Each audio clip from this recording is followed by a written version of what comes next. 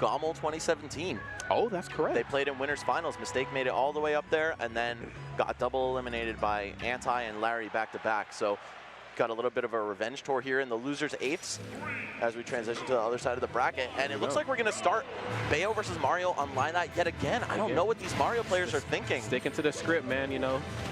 Maybe it's just something that they know about the matchup that maybe I'm not completely up to date on, but nonetheless, though, this is going the way I anticipated it. You know, Mistake kind of opening up with the can of whoop ass, and, you know, Anti just really is going to have to figure out a way to get in, because she is very well equipped, and not only is she well equipped with tools, she's much longer than the plumber as well. Right, and I know these guys aren't dumb, right? They know that Bayonetta is very good on the stage, so I'd love to speak to Anti and Ally after the bracket and ask them what their rationale was. Oh, yeah. Because it's definitely an unconventional pick, but still, we've got a fairly tight game, only 50% down for Anti, and yeah, he can make that up very quickly with a couple grabs, couple up airs. I like that, mixing the air dodge into his own combo, recognizing that Mistake was probably going to press a button. I think that's low-key one of the futuristic things in this game. If you know your opponent has a good button to mash out of combos, just air dodge in the middle of your string. Oh my goodness.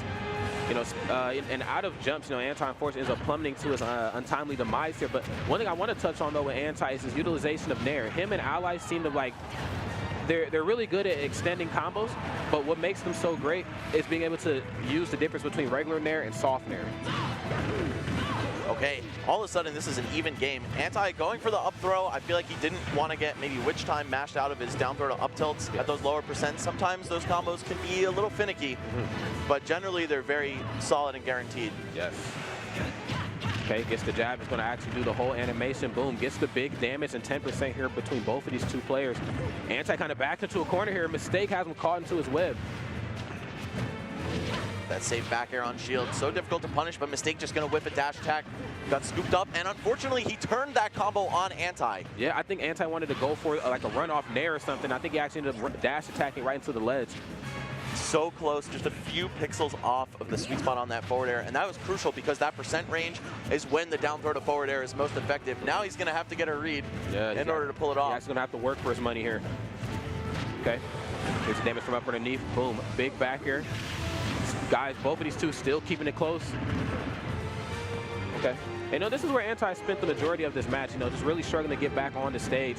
What he does when he's on stage is phenomenal. I think Mistake is kind of well aware of that, and that's why he's keeping... Oh, Anti... Oh, no. Wait. He grabbed, and Anti wanted to mash out, so the pummels didn't set him over the kill threshold. Oh. But Bayonetta's pummel's kind of slow. He broke out after 2 and just buffered forward air off the stage, which has so much ending lag. Really unfortunate for Anti there. No pun intended. A crucial mistake. Sometimes you got to use those, man. Yeah. I'm pulling that card. That's my 1 for this top 8, all right, guys? All right, man. Give me a break. Here we go, though. It's going to be game 2 on Town and City. Definitely echoing the Tweak versus Ally set in terms of stage choice and, of course, characters. Oh.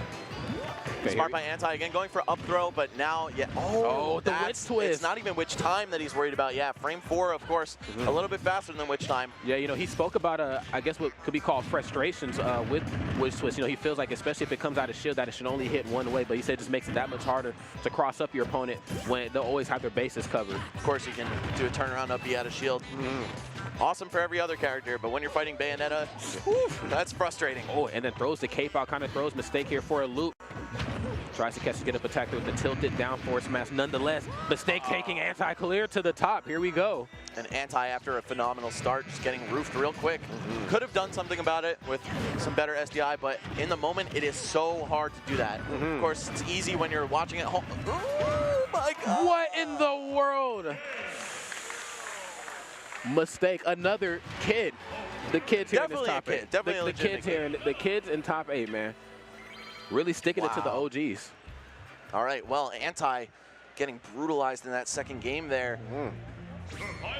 Which is really unfortunate to see, Max, if I may say so myself, just because Anti started out so good. You know, he had his grab openings. He was able to kind of read which time activation, then go for the grab right afterwards. Like, and it's his birthday, man. And oh my goodness. Happy birthday, Anti, but that's not the present he was looking for. All right, there's Mother's Day mango, but can we get birthday boy Anti here? Right? Hey, he at least made top 8, and that's pretty hype. Yeah, that's certainly a gift within itself. Having a hug is a Genesis, too. So I feel like that birthday magic is real. Okay, here we go. Anybody want to host something April 23rd? You say. Or July 2nd. I'll be here. Either way, we've got another game online. I'm so surprised seeing both anti and ally counterpick to here. Not that it really changes much of the outcomes in terms of the combos, but just in neutral, Bayonetta is so devastating when all of her guns can hit at the ground level. Yes, of course. You know, being able to take ground level and just really make some of the biggest and baddest opponents really crumble. You know, that's something that Mistake is so good at. And on top of that, he's really good at taking stocks. I mean, let's talk about it for what it is here. 30 seconds in, already a stock down. Mario with quite the combo game of his own, though, almost doing the job.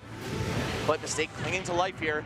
Okay. Gonna see him get right back on stage. But for how much longer, though? Anti obviously looking to pull the plug here on Mistake here in this first stock, but he's just making it that much harder. Completely just poking away here at Anti. Boom, there's the dare, catches the air dodge. Mistake just playing so wildly right now. Super mobile. He's got no regard for human life at this point. Oh my goodness, I was getting ready to jump right up out of my seat there. Okay, again, another force mastery, and he actually gets an Anti back into the money here. Can't count the boy out yet. Mistake loves going for those charge smash attacks out of the blue, especially when he respawns and has invincibility. Oh, that's gonna be it, maybe? Oh, 3 back airs, no way!